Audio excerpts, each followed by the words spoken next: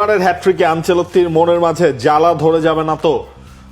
Neymar hat trick করেছেন, এইটা নিয়ে এই প্রশ্ন ভরে গেছে। এই কারণে আমি গণপ্রশ্নের কাতারে এটাকে রাখতে চাই। এতজনের প্রশ্ন করেছেন, সবার নাম নিতে গেলে এটা দিয়ে শুরু করতে হবে। নেইমারের হ্যাট্রিকে মন গলবে কিনা তা তো বলতে পারছি না।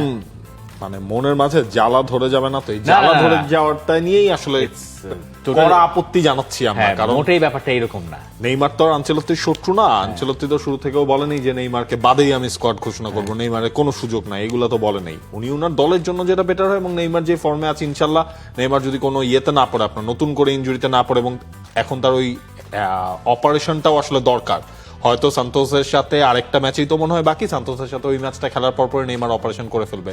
অপারেশনের পর তার হচ্ছে ফিরতে কতদিন সময় লাগবে, এইটার উপর আসলে ডিপেন্ড করবে সবকিছু। কিন্তু এই হ্যাট্রিক একটা স্টেটমেন্ট হ্যাট্রিক, এটা একটা Definitely.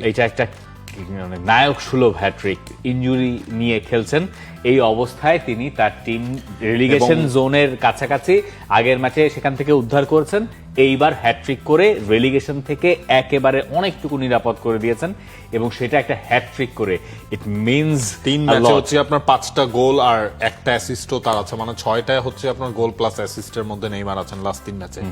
এইটা একটা স্টেটমেন্ট পারফরম্যান্স এই নেইমারের কাছ থেকে। তবে ওই যে দেখেন, উনার থাকা না থাকাটা পুরোটাই নির্ভর করছে ওই ইনজুরি ব্যাপারে। আমরা হয়তো এখান থেকে অনেক কিছু জানি না, যেটা কোচরা বোঝেন। কোচের সঙ্গে এবং কোচ যখন কার্লো আনচেলত্তি, আমি এটা একটু এইভাবে বলি, আগের দিন শুধু আমি বলছেন যে নেইমার যা পারবেন তা কেউ পারবেন না, উইচ ইজ ট্রু।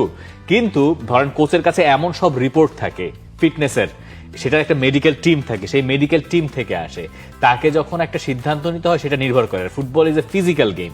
এইখানে আপনার ওই মানে যেটা হয়তো আপাত দৃষ্টিতে আমাদের কাছে মনে হয় 10% কম ফিট আছে, এইটা আসলে অনেক বড় মেট্রিক হিসেবে বিবেচনা হতে পারে। সো আমার মনে হয় কার্লো আনচেলত্তি এমন একজন মানুষ যার উপরে ভরসা রাখাটাই সবচেয়ে ওয়াইজ ডিসিশন। যদিও আমি নেইমারকে বিশ্বকাপে চাই।